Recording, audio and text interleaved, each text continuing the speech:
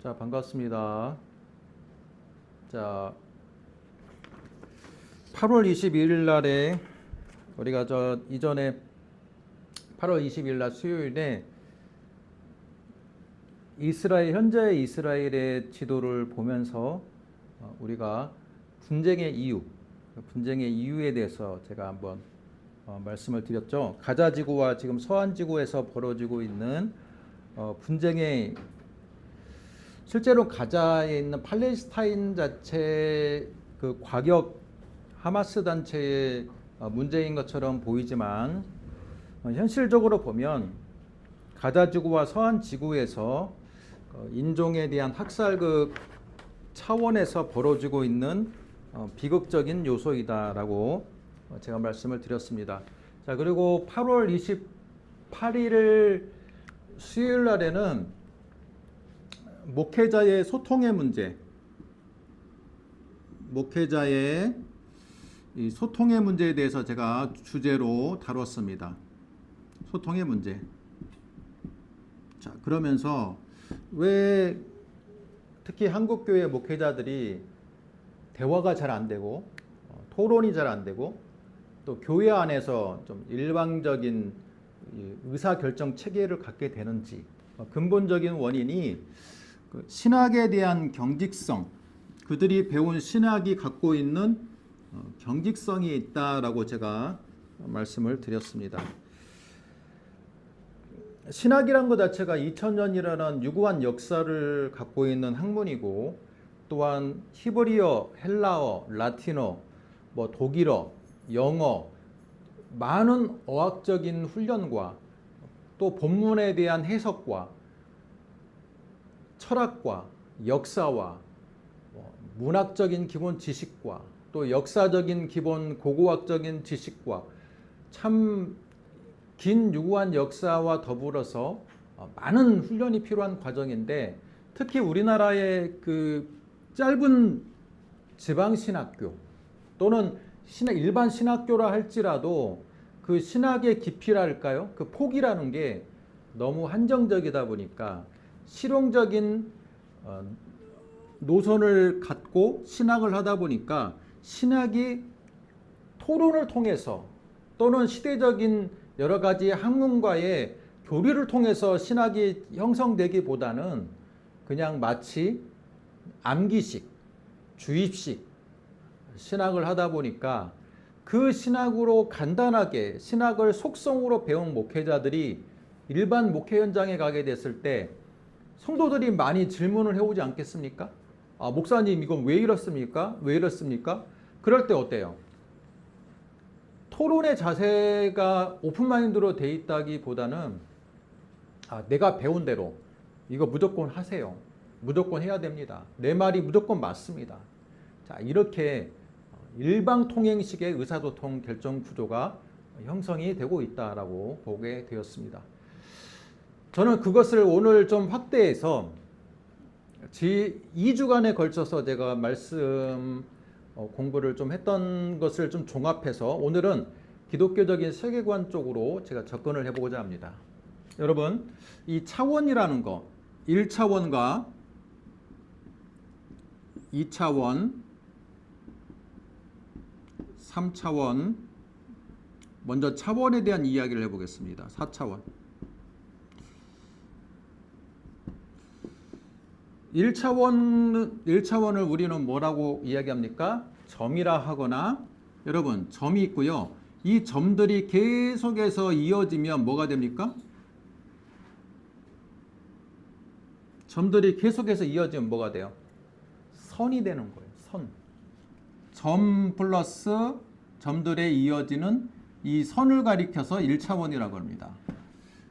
1차원에 있는 세계에서는 어때요? 1차원에 있는 세계에서는 서로 선끼리 가다가 마주쳤어요. 그러면 피할 수 있습니까? 없습니까? 없죠. 1차원에서는 피할 수가 없어요. 왜냐하면 이 한 길밖에 없어요. 한 길밖에 없기 때문에 무조건 서로 마주보는 방향으로 오게 되면요, 피할 방법이 없습니다. 자, 2차원은 뭡니까? 우리가 수학 시간에 많이 배웠던 겁니다. 삼각형 동그라미, 정사각형 또는 마름모. 자, 우리 산수 시간에, 수학 시간에, 초등학교 수학 시간에 많이 배웠던 이런 기하학적인 도형들 있잖아요.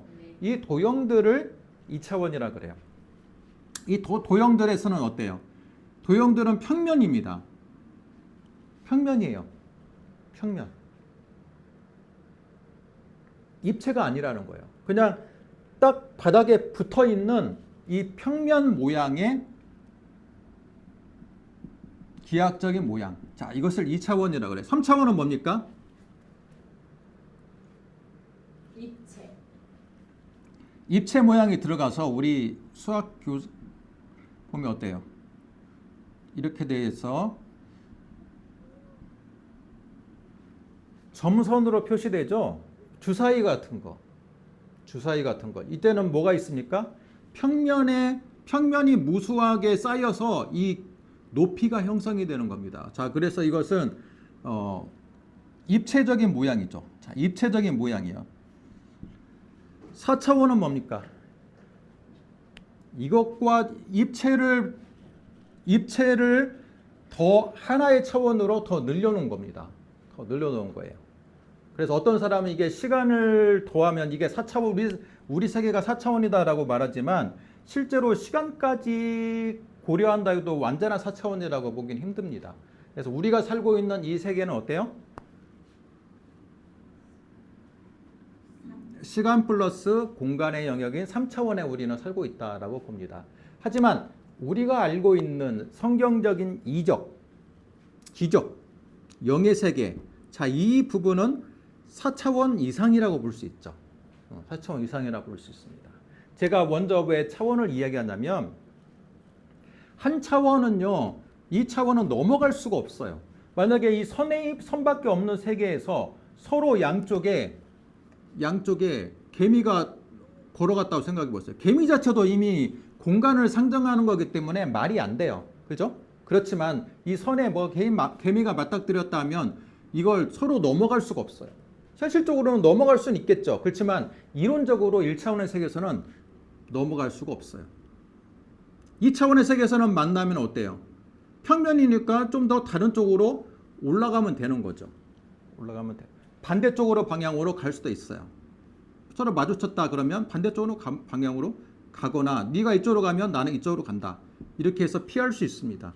3차원의 세계는 얼마든지 이 사이를 돌아다닐 수 있기 때문에 얼마든지 피할 수 있는 부분이 있죠. 제가 왜 1, 2, 3, 4, 5차원을 얘기를 하냐면 성경을 해석함에 있어서도 1, 2, 3, 4차원적인 해석의 방식이 있다라는 겁니다. 자, 1차원은요. 성경에 대한 기본적인 주석이나 이해 없이 해석하는 거예요. 그냥 성경을 글자 그대로 자기 느낌, 본인의 느낌이나 생각이나 자, 이것의 주관적인 생각이죠. 자, 이 두 가지는 주관성, 개인의 주관성에 뿌리를 둔 해석이에요. 1차원적인 해석이에요. 1차원적인 해석. 자, 2차원적인 해석은 뭡니까? 2차원적인 해석. 상대방 좀 더 문법적인 어느 정도 성경에 대한 문법적인 연구 또는 주석적인 역사적인 연구가 개입이 돼서 성경 본문을 좀 연구하는 단계라고 볼 수 있습니다. 하지만 엄연하게 성경 텍스트 중심이라고 볼 수 있어요. 텍스트 중심. 3차원은 뭐랄까요? 문법적인, 역사적인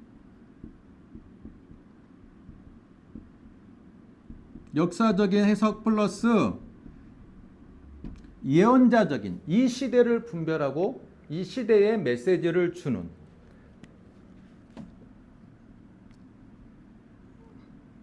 시대에 맞는 해석과 선포가 이어지는 저는 해석이라고 봅니다. 4차원적인 영성은 뭘까요? 이건 영적인 해석이에요. 영적인 해석.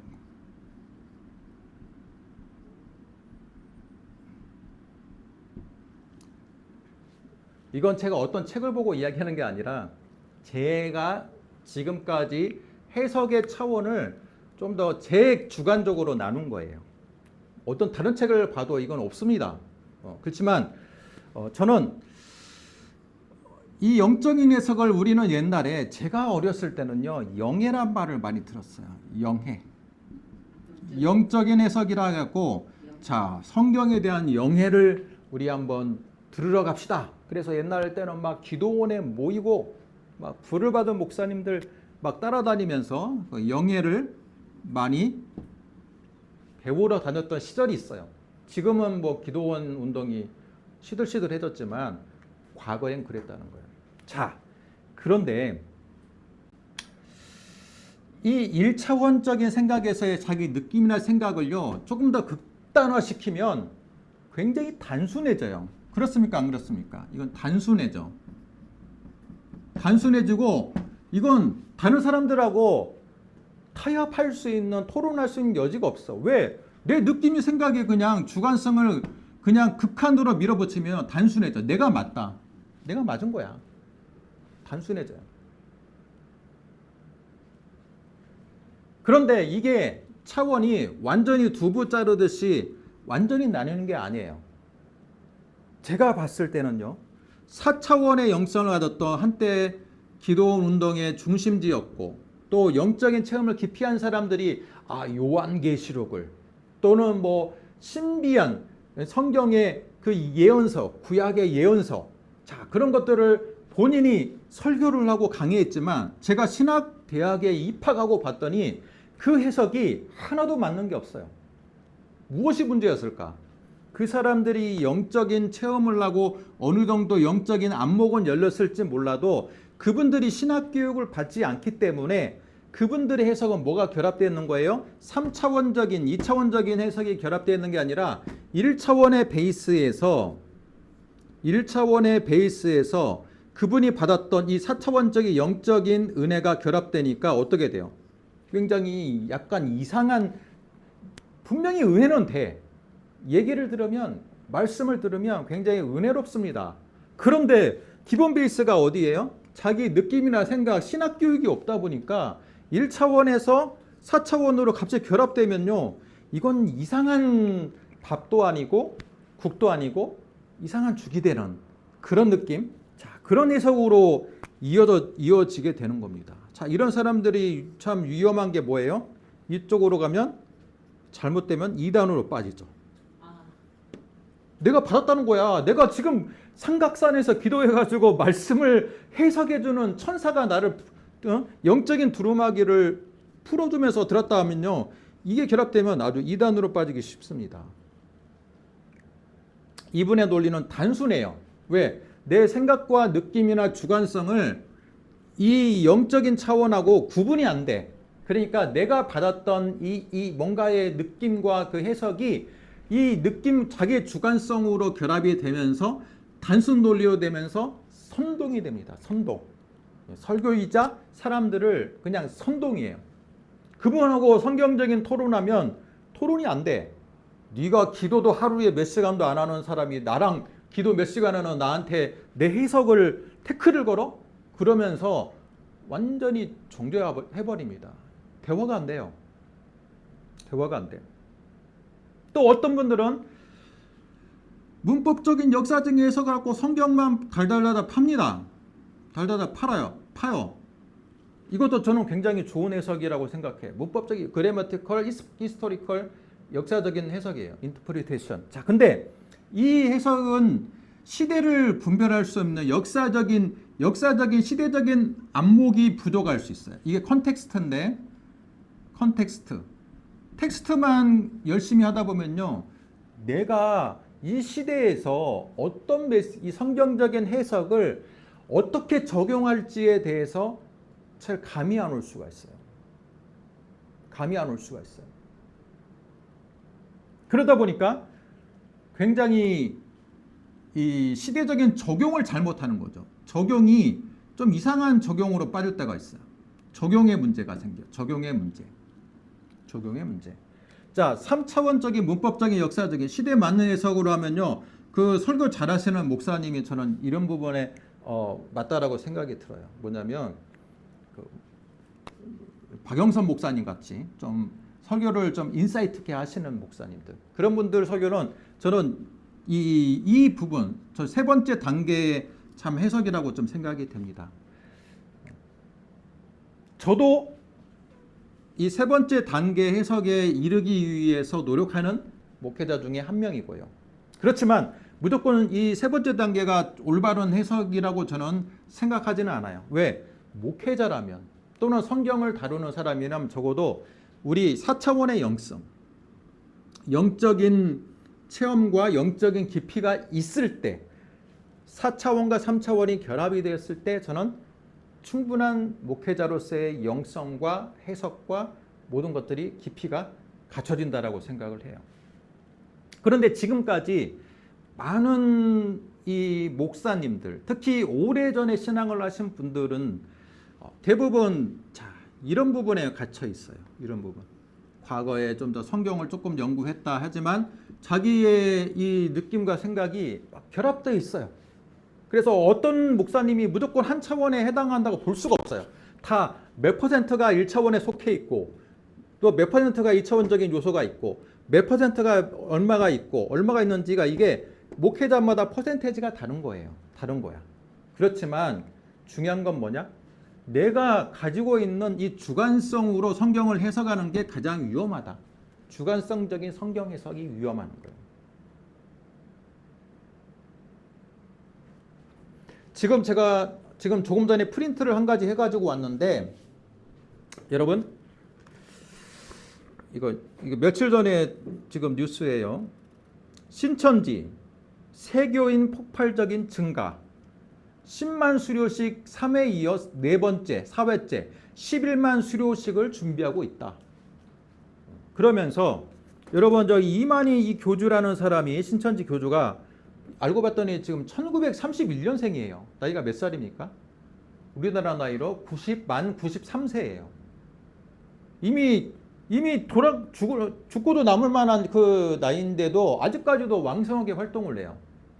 그런데 이 증거 사진을 딱 봤더니 여러분 어때요? 지금 전국을 돌면서 신천지가 카퍼레이드를 하고, 마치 여기 좀 여러분 사진상으로 보이는지는 모르겠지만 여기 대로변에는요 신천지 교주들이 막 이 교주를 환영하는 무슨 뭐 국기 같은 거나 무슨 뭐 자기 지파를 상징하는 마띠아 무슨 뭐 지파든지 지파를 상징하는 뭔가를 들고 있어요. 환영해요. 좀 마치 여기 북한인 줄 알았어요. 김정은 이만희 하나님이라고 하던데. 자, 그리고 여기 순천교회에 지금 성도들 모인 거 봐보세요. 그리고 여기 이만희라는 교주는 지금 고급 브랜드 차를 타고, 지금 여기 여수에는 고급 브랜드를 타고 왔는데요. 지금 어느 지역에는요 자기가 경차를 타고 왔어요. 경차를 타고 온 이유가 뭘까요? 예수님이 나귀를 탔던 것처럼 나귀를 가장 한 번도 사람을 태우지 않은 이제 새끼 나귀를 탔던 것처럼 자기도 겸손하여서 고급 브랜드 차를 타는 게 아니라 이렇게 많은 이란의 수장이지만 또 얼마든지 외제차를 타고 갈 수 있지만 자기는 겸손해서 자기가 제2 예수니까 경차를 타고 왔다라는 거예요. 자, 그러면서 여러분 이 사진은 봐보세요. 여기가 좀 대구인지 어딘지 모르겠는데 하여튼 전국을 수인하는데 여기 지금 한 사람이 지금 그래서 몇만 명, 한 7만 명이 모였다, 8만 명이 모였다 그러는데 지금 이게 우리나라 지금 현실에서 벌어지고 있는 일이거든요. 이 뉴스 기사를 보면요. 올해 11만 명이 수료식을 한다는 거예요. 8개월의 과정을 통해 가지고. 새신자를 그만큼 배출하고, 기존의 교회는 부흥이 안 되고 있지만 자기 이단교회 이 신천지는 너무나도 젊은이들이 유입이 많아지고 있다. 그러면서 20대, 30대 젊은이들이 기존 교회에는 가지 않지만 지금 우리 이단교회로 오고 있다. 자기는 이단이라고 하지 않죠. 물론 우리 교회로 오고 있다. 그러면서 그 배경이 뭐냐? 여기 지금 제가 줄을 쳐놨는데 신천지 예수 교회는 9월 3일자 보도에서 신천지 예수교회의 이러한 성장의 비결은 성경 말씀에 입각한 설교.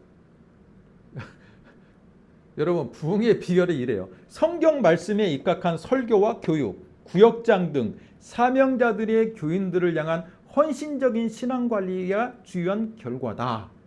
그러면서 바로 이만희 총회장의 지도력의 결과 이렇게 됐다. 자, 이렇게 이야기하고 있습니다.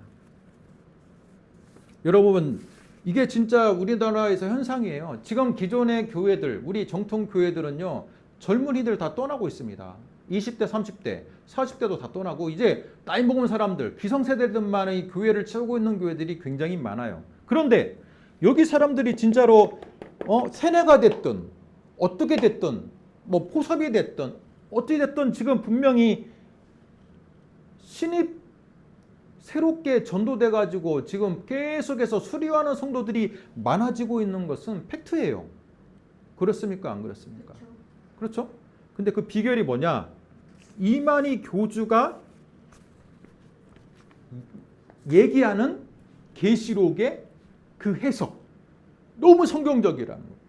기존의 교회에서는 계시록 하면 터부시하고 계시록은 함부로 해석하면 안 돼 그랬는데 우리 이만희 교주는 어때요? 계시록을 너무 술술술술술 다 풀어준다는 거야. 그러면서 계시록뿐만 아니라 구약과 신약을 모두 꿰뚫고 있는 이 관통하는 주제, 명확하다는 거야. 명확성. 성경 해석을 관통하는 그 해석, 그거에 많은 사람들이 매료되고 있다는 거예요. 여러분, 이걸 본다면 이만희 씨의 해석은 어디에 지금 따르고 있어요? 1차원적이. 1차원에 1차원 플러스 몇이에요? 2차원? 4차원인가? 이걸 4차원이라고 표현할 수 있을까? 어찌 됐건 이 사람도 이단의 특징은 영적인 뭐 사단이 됐든 뭐 어둠의 세력이 됐든 뭔가의 그 어둠의 세력의 영적인 체험이 있겠죠. 그걸 만약에 4차원으로 싸담는다면 이분은 지금 여기에 머물러 있는 거예요, 좀. 그리고 지금 이분의 이력을 제가 조금 전에 살펴봤더니 박태선 그 1970년대 전도관 있죠. 거기서 12년 동안 있었어. 이분이 타고난 건강이 안 좋아서 한센병 환자로 태어났더라고요. 지금 한센병이 뭡니까? 옛날에는? 문두병이라겠죠. 근데 하여튼 지금 봐도 좀 별로 건강해 보이진 않잖아요. 근데 어렸을 때부터 선천적으로 한센병을 갖고 나서 그것을 치유하기 위해서 20대부터 계속해서 지금 전전하면서 좀 따라다녔는데 그 따라다닌 곳이 전도관, 이단, 뭐 그런 데야. 원리강론. 그렇게 해가지고 그 이단의 그 줄기를 계속 따라다니면서 몸으로 습득을 한 거예요. 그러면서 나중에 자기가 자기만의 교세로 지금 독립해가지고 펼친 게 바로 여기라고 볼 수 있어요. 신천지라고 볼 수 있어요. 이단들의 특징이 뭐예요? 여러분, 이단들이 성경을 문법적으로 역사적으로 해석합니까? 그렇지 않아요. 과거 그 박태선이나 그 또 문선명 씨가 가졌던 그 원리강론에부터 이 동양 철학적인 요소들이 결합돼 가지고 굉장히 근데 이것의 특징은 뭐냐면 1차원 플러스 4차원이 되면요 무적이 돼. 왜? 이 문법적인 역사적인 이런 해석들은요 성경을 하나의 정답처럼 해석할 수가 없어요. 가능성의 영역이에요. 이렇게도 해석할 수 있고 원문을 봤더니 이게 이런 뜻으로 해석할 수도 있고 저런 뜻으로 해석할 수 있고 이런 쪽으로 해석하는 경우도 있고 이렇게 모든 것들이 다 다차원적으로 해석이 가능한 세계거든요. 그러나 여러분 1차원적으로 되면요 단순해져요. 내 생각이나 느낌이니까 내가 받은 거니까 그러면서 그렇죠? 제대로 설익은 4차원의 영적인 체험을 하게 되면요 여러분 이건 완전히 무적이야. 무적. 내 해석이 맞다. 그러면서 그 이단들의 특징, 특히 신천지 같이 뭐 요한계시록을 해석해 준다는데 아주 명확한 것처럼 보이지만 제가 신학을 전공한 사람의 입장에서는요 그 해석은 너무나도 무리한 해석이고 너무나도 터무니없는 해석이에요. 신학을 제대로 공부했다면 여러분 적어도 이 문법적인 역사적인 이런 이 신학 훈련을 받았다면 절대 그 해석에 동의할 수가 없어요. 그런데 일반인들은 어때요? 모르니까. 일반인들에게는요, 성경하면 뭔가 지금 잡히지가 않는 거야. 지금 어렸을 때 내가 교회를 좀 다니긴 했는데, 지금도 교회는 다니고 있는데, 목사님 말씀은 좋은데 뭔가 성경이 하나로 깨어지지가 않네. 그런데 또 어느 부분에 그 주변의 이웃을 따라서 한번 신천지를 갔더니, 여러분 이게 단순 무식이 딱 결합돼 갖고 그냥 명확한 거예요. 명확해. 게다가 이번에 또 영적인 체험까지 했대. 뭐 그러니까 우리나라 사람들은요, 영적인 체험하면요, 이 사람 말은 무조건 맞다라고 생각해. 저도 한때 그랬으니까. 저도 신학을 하기 전에 뭐 중고등학교 때 뭐 기도원을 가거나 또는 유명 목사님 부흥 강사를 보면요, 내가 막 산에서 불을 받았는데 하면 그분의 말이 다 100% 맞는 줄 알아. 알고 봤더니 그분의 요한계시록 해석이, 신학을 제가 전공하고 나서 다시금 되새겨 봤더니 그 해석이 너무 엉터리인 거예요. 이유가 뭡니까? 우리나라 사람들은 뭐냐면, 뭔가 4차원의 영적인 체험을 하면요, 그 사람이 가지고 있는 모든 생각과 말이 맞다라고 생각해. 여러분, 그건 굉장한 오해예요. 왜? 아무리 영적인 체험을 했다 할지라도 기본적으로 그 사람이 가지고 있는 이 학문적인 차원은 어디에 머물러 있어요? 1차원에 머물러 있어요. 1차원에 머물러 있어. 그냥 자신의 주관적인 느낌과 생각에 머물러 있다는 거예요. 그것이 아무리 4차원의 좀 영성을 좀 체험했다 할지라도 기본적인 1차원적인 해석에 머물러 있기 때문에 그 사람의 그 영예라고 말해지는 그 해석은 터무니없는 경우가 너무 많아요. 때문에 기존의 목사님들이 뭐라고 말합니까? 기도원에 가가지고 함부로 말씀 듣지 마라. 기도원에 가가지고 함부로 머리 디밀지 마라. 왜? 기도원에서 머리를 디밀고 기도해주는 그 사람의 영이 과연 하나님께 받은 성령인지, 아니면 뭔가 요즘에는 어둠의 권세든 뭔가 뭐 다른 그 영적인 그런 체험을 통해 가지고 어떤 결과로 비슷하게 영적인 은사를 발휘한 사람들도 많거든요. 그래서 아무나 머리 디밀지 마라. 그 얘기를 하는 게 그거예요. 뿐만 아니라 기도원에 가면 명확하거든요. 그러다 보니까 이 구분을 못해. 일반 성도들은 우리 목사님은 이렇게도 해석하고 저렇게도 하고 그냥 두리뭉실한데, 신천지 갔더니 너무 확실해. 이 해석이 그냥 구약부터 신약까지 그냥 뭐 의심이 여지없게 그냥 이상하게 사람을 딱 그렇게 사로잡는 그런 구조로 만들어놨기 때문에 사람들이 매료가 됩니다. 그래서 인생을 살아갈 때 나는 교회는 다니지만 뭔가 확실하게 그냥 나를 딱 붙잡아주는 그런 말씀이 있었으면 좋겠다라고 갈급하는 사람들이 신천지를 가면요, 이거다. 기존의 교회에서는 발견하지 못한 진리를 나는 이만희 총회장한테 드디어 발견했다. 그래가지고 빠지는 거예요. 근데 그분들의 해석은요, 아직 미안하지만 여기 머물러 있어요. 그냥 우리가 알고 있는 기본적인 이 신학적인 깊이의 해석은요, 딱 떨어지는 게 없거든. 물론 신학적인 정립은 있지만 그것을 배우기까지 많은 시간들이 필요하고, 그런데 이단들은요, 명확해요. 명확해. 그냥 요한계시록부터 그냥 무조건 포커스를 맞춰버려. 그러면서 이 신비한 책을 우리 교주가 완전히 성경을 66권을 통달해가지고 다 꿰뚫었다. 이것만 배우면 우리 기존의 교회들은 게임도 안 된다. 자, 이렇게 배우니까 한 번 빠지면 빠져나올 수가 없어요. 빠져나올 수가 없어요. 제가 지금 신천지 얘기를 들었지만 지금 제가 실제로 말하고 싶은 것은 신천지가 아니에요. 성경을 해석할 때 여러분, 이 목회자라면 정말 우리가 추구해야 될 방향은 기도하면서 나아가야 되는 4차원적인 은혜를 바탕으로 해야 되는 거예요. 너무 3차원적인 이런 해석을 해가지고 이 설교는 잘하나 실제로는 영성이 좀 부족한 그런 목회자가 있을 수도 있고, 설교자가 있을 수도 있고, 집사님이 있을 수 있고, 장로님이 있을 수 있어요.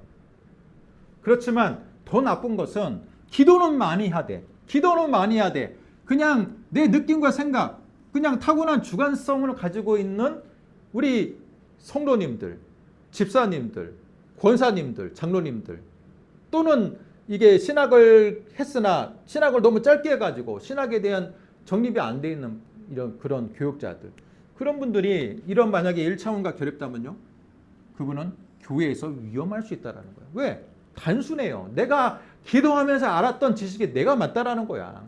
그분들하고는 대화가 안 돼요. 아, 이거 성경을 봤더니 주석을 봤더니 그러면 뭔 주석이 필요하냐고. 내가 기도해가고 내가 깨달았고 하나님이 나에게 주신 맞아. 진리인데 무슨 주석이 필요하냐고. 그분들은 그래요. 대화가 안 돼. 여러분 때문에 우리는요 잘 분별해야 되는 시기야. 어떤 목사님이 어느 한 차원에만 무조건 속해 있지는 않아요.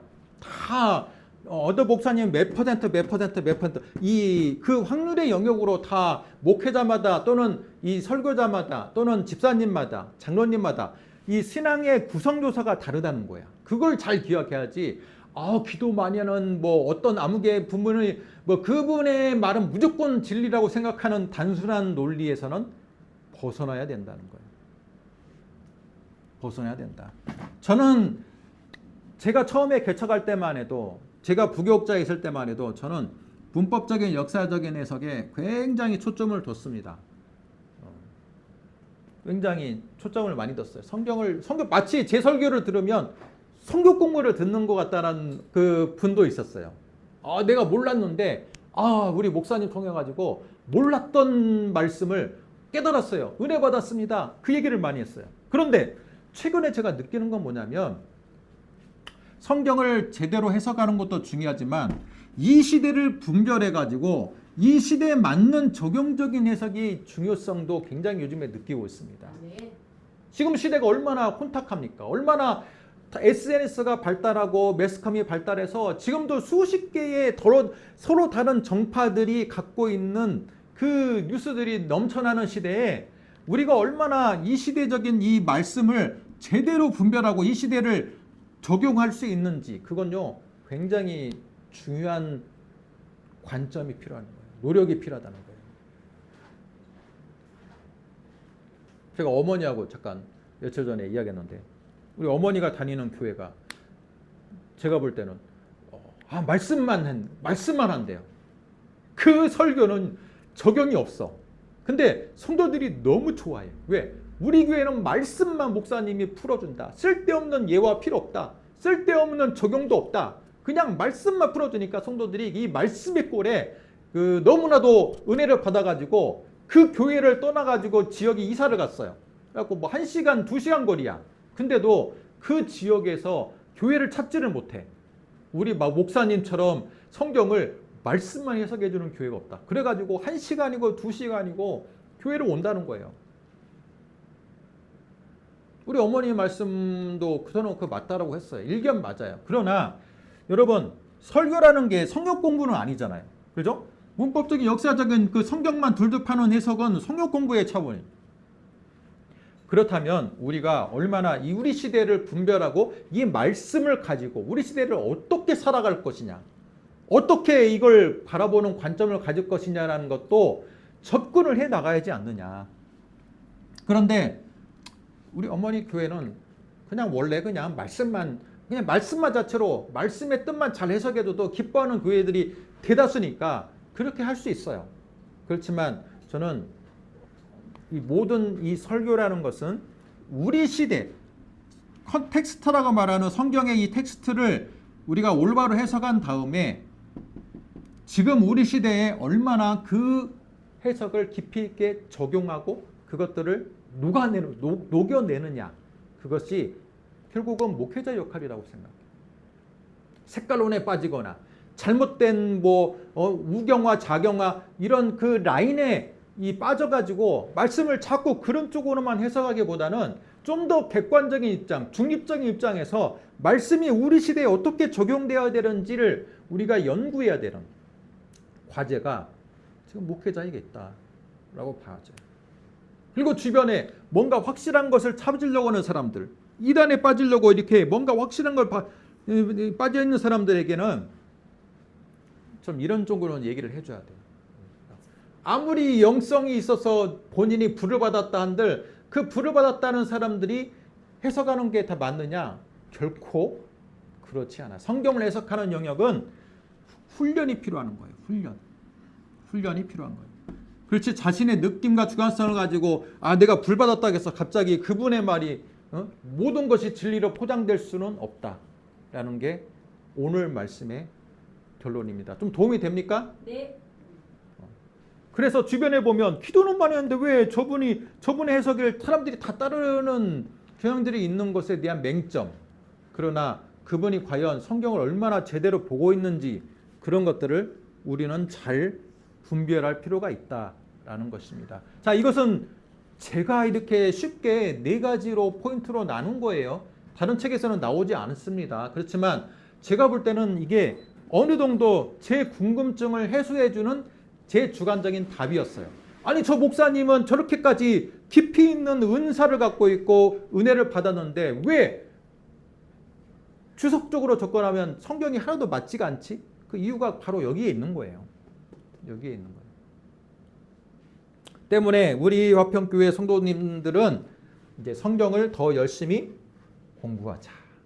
그리고 진지하게 내 느낌과 주관적으로 너무 성경을 해석하다 보면 위험성에 빠질 수 있다. 또는 지도자 중에 너무 자신이 해석이 맞다라고 맹목적으로 강요하는 사람도 있죠. 내 해석이 맞아요. 내가 불받았고 내가 공부해서 깨달은 거야. 그러면 그 사람들은 다른 사람하고 토의가 됩니까? 안 됩니까? 안 돼요. 그런 목회자나 그런 해석하는 사람들의 주장을 주의하자. 제가 그게 바로 오늘의 결론입니다. 기도하겠습니다. 하나님 아버지 은혜와 사랑을 감사합니다. 성경의 말씀은 너무나도 깊이가 있고 깊은 차원이 있는데 다만 그것을 해석하는 사람들이 자신이 깨달은 지식 가지고 또는 너무나도 얕은 지식을 가지고 그것을 너무 한쪽 방향으로 선동하거나 또는 매도하는 그런 현상들을 우리는 주변에서 많이 목격하고 있습니다. 아버지 하나님, 점점 시대가 혼탁해지는데 우리는 바로 하나님의 말씀을 잘 분별하여서 온전하게 하나님 말씀을 해석하는 그런 귀한 하나님의 복된 자녀들이 되게 하여 주시옵소서. 이를 통해서 우리가 점점 성경 해석이 정말로 너무나도 많은 사람들의 주장들이 난무하는 이 시대에 바르게 중심을 잡아줄 수 있는 믿음의 백성들 되게 하여 주옵소서. 예수님의 이름으로 기도드립니다. 아멘.